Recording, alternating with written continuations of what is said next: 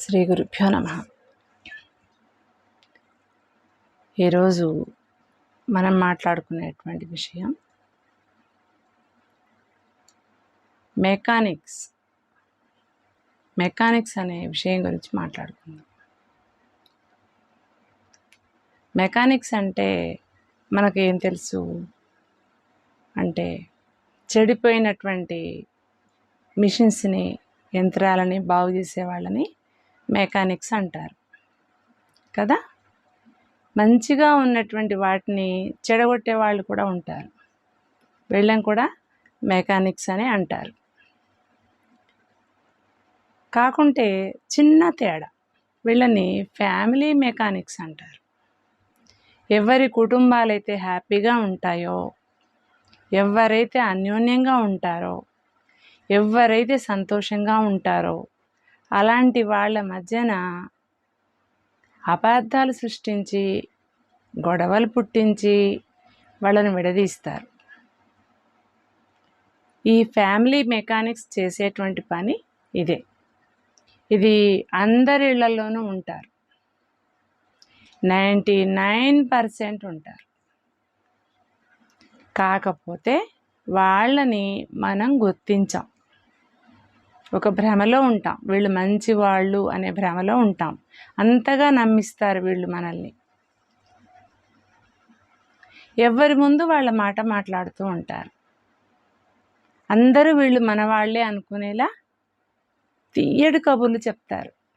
ఎవరికి వాళ్ళు, వీళ్ళే నాకు దగ్గర వాళ్ళు, వీళ్ళే నాకు బెస్ట్, వీళ్ళు నా మాట ఎవరికి షేర్ చేయరు అని భావించి రహస్యాలన్నీ చెప్పేస్తుంటారు వాళ్ళకి.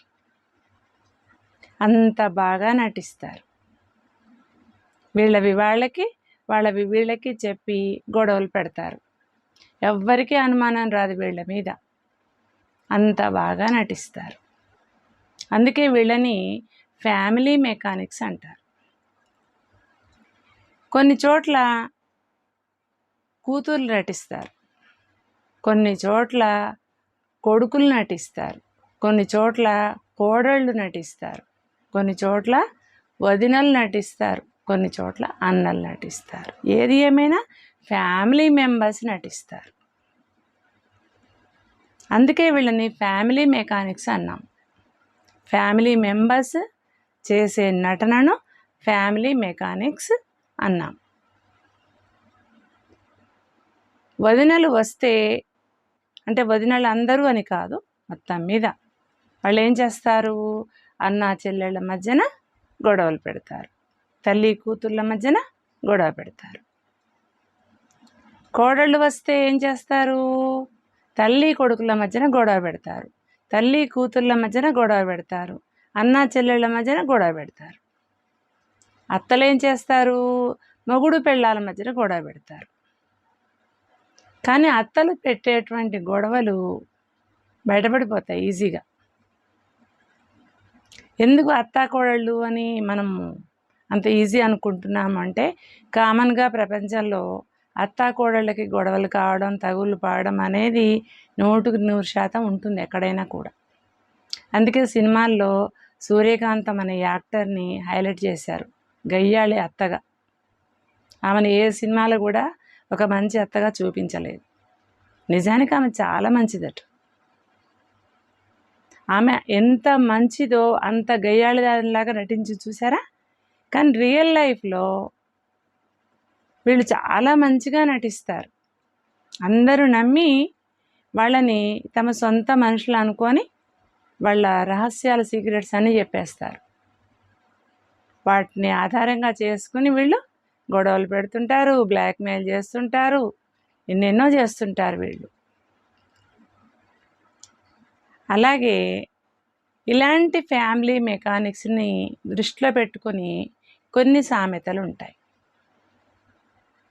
ఏ సామెత అయినా ఎలా పుడుతుంది, అనుభవజ్ఞులైనటువంటి మహానుభావులు జీవిత సారాన్ని వడగట్టి వాళ్ళు ఒక సామెతను జనంలోకి పంపుతారు. వాళ్ళ నోటి నుంచి ఒక మాట వెలువడింది అంటే అది శాశ్వతంగా జనంలో ఉండిపోతుంది. అంతేగాని సామాన్యులైన మనం అంటే ఉండదు. ఏ సామెత అయినా ఎవరి మీదైనా కోపంతోనో ఎవరి మీదైనా మనకు పడకనో సృష్టిస్తే సామెతలు పుట్టవు. అవి మహానుభావులు జీవిత సత్యాలను తెలుసుకుని సృష్టించినటువంటి చెప్పినటువంటి నగ్న సత్యాలు అవే సామెతలుగా మన మధ్యలోకి వచ్చాయి. వీటిల్లో ఒకటి పిట్ట కొంచెం కూత ఘనం అంటారు. అంటే చిన్న పిల్లలు పెద్దవాళ్ళలాగా మాట్లాడినప్పుడు, చిన్నవాళ్ళు గొప్ప గొప్ప ఘనకార్యాలు చేసినప్పుడు పిట్ట కొంచెం కూత ఘనం అంటారు. అత్త ఒకింటి కోడలే అంటారు. గంపగయ్యాళి అయిన అత్తగారు కోడల్ని సాధిస్తూ ఉంటే అప్పుడు అంటారు, నువ్వు ఒకప్పుడు కోడలివే కదమ్మా, నువ్వు మీ అత్తగారి చేతిలో బాధలు పడ్డావు కదా, ఎందుకు కోడల్ని అలా బాధలు పెడుతున్నావు అని అంటారు. అత్తగారు ఉన్నా పోయినా ఆమె ఒకప్పుడు కోడలే కదా, అర్థం చేసుకుని కోడల్ని మంచిగా ఉండాలి అని ఇప్పుడు అత్తగారుగా ఉన్న ఈమె కూడా ఒకప్పుడు కోడలే అని సామెత చెప్తారు. అలాగే ఫ్యామిలీ మెకానిక్స్ చేసే వాటికి ఉదాహరణగా ఈరోజు ఇంకొక సామెత చెప్పుకుందాం. అత్త పసుపు పూసుకుంటావా? ఇది కూడా ఒక సామెతేనా అనుకుంటారు, కానీ ఇది సామెతే. ఇది ఎలా సామెతో, ఇది ఏ విధంగా అన్వయించబడింది అనేది మనం చెప్పుకుందాం. భర్తను కోల్పోయిన అత్తగారు, ఆమెకు కొడుకు కోడలు ఉన్నారు. ఈ కోడలు ఏ విధంగా కొడుకు ముందు అత్త ముందు నటిస్తుంది అనేది, ఎలా చక్కగా బయటపడకుండా ఎవరి ముందు వాళ్ళ మాట ఎలా చెప్తుంది అనేది మనం తెలుసుకుందాం ఈరోజు. పూర్వకాలం భర్తలు చనిపోతే వాళ్లకు కొన్నాళ్ల వరకు, భర్త చనిపోయినా ఆ కొత్తదనం పోయే వరకు, అంటే ఒక 6 నెలలు 3 నెలలు కాలం గడిచే వరకు వాళ్ళను ప్రత్యేకంగా ఒక గదిలో ఉండమని, అందరూ లేచినప్పుడు కూర్చున్నప్పుడు ప్రతి సమయంలో కంటపడకుండా ఉండమని, శుభకార్యాలకు ఎదురు రావద్దని అలా ఉంచేవాళ్ళు. ఎందుకు అంటే అప్పుడు పాత ఆచారాలు అలాగే ఉండేవి. ఇప్పుడు ఎవరు పాటిస్తున్నారా పాటించట్లేరా మనకు అనవసరం. వీళ్ళ అత్తగారిని కూడా ఆమెను పైన ఉన్నటువంటి ఒక గదిలో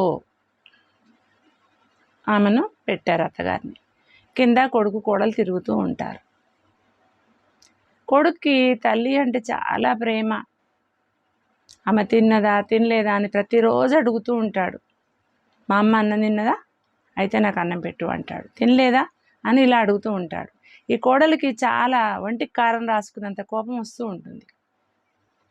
నన్ను అడగాలి, నువ్వు తిన్నావా అని నన్ను అడగాలి, కానీ మా అమ్మ అన్నం తిన్నదా అంటాడేంటి, ఇంకా ఎప్పుడు అమ్మ పాటేనా అని ఎలాగైనా వీళ్ళిద్దరి మధ్య గొడవ పెట్టాలి. ఒకరి మాటలు ఒకరు చెప్పుకోకుండా, ఒకరి గురించి ఒకరు మాట్లాడుకోకుండా, ఇద్దరి మధ్యన అభిప్రాయ భేదాలు రావాలి. అప్పుడు కానీ తల్లి గురించి మర్చిపోయి నా గురించే మాట్లాడతాడు, భార్య గురించే ఆలోచిస్తాడు అని కోడలు ఆలోచిస్తుంది.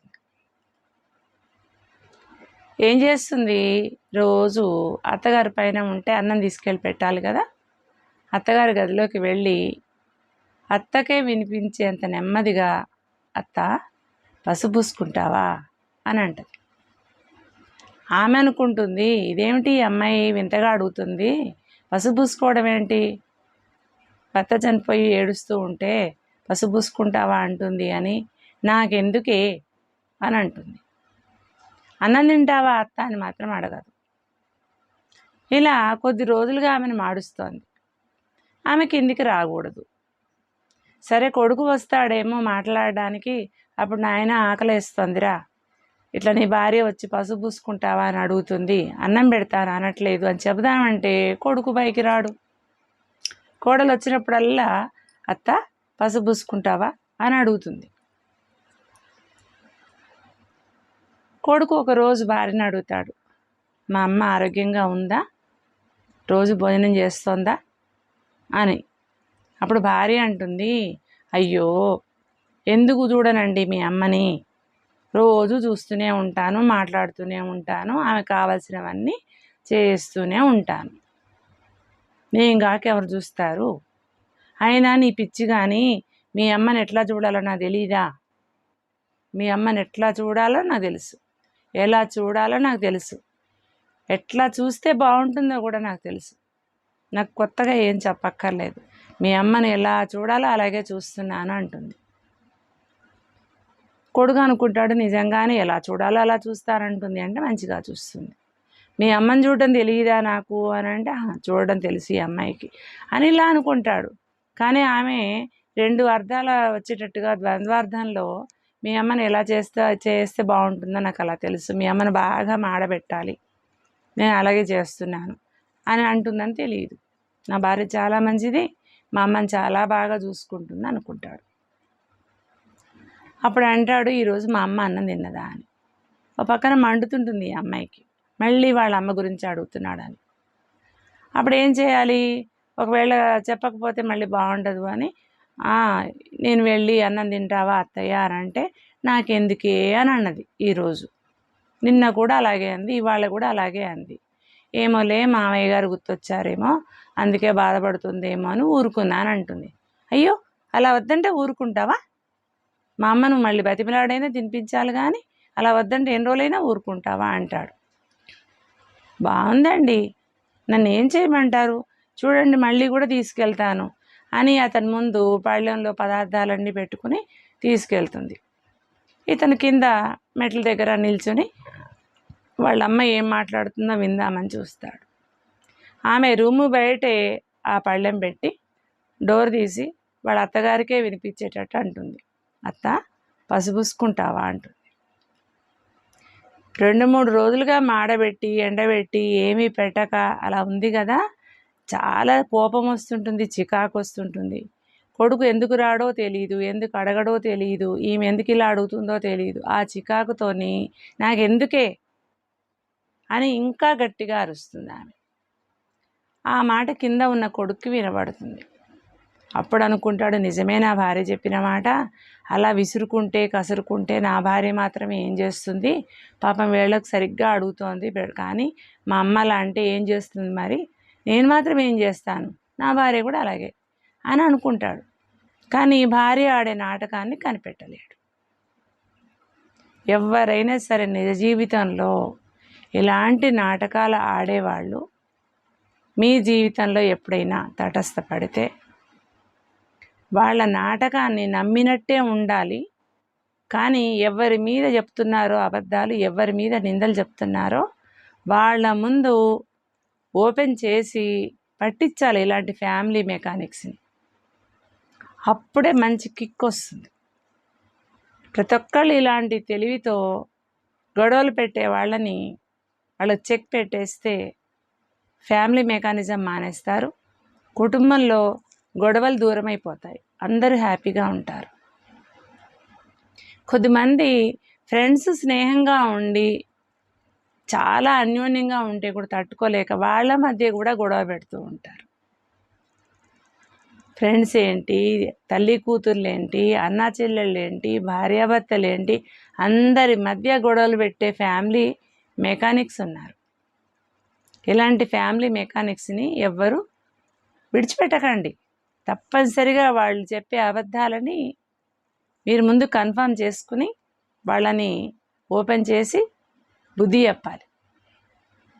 ఇది ఈరోజు నేను చెప్పాలనుకున్నటువంటి విషయం. మెకానిక్స్ బాగు చేస్తారు, ఫ్యామిలీ మెకానిక్స్ చెడగొడతారు, విడగొడతారు. Thank you.